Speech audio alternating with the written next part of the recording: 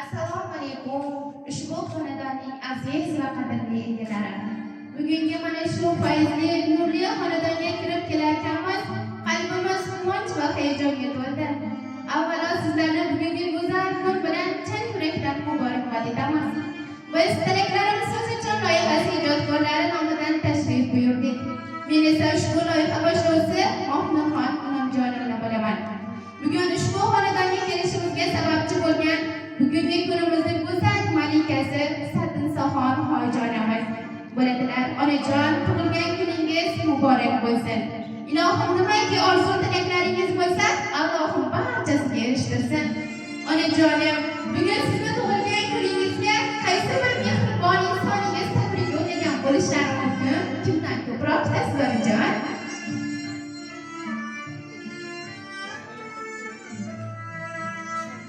Ko'proq istaysiz?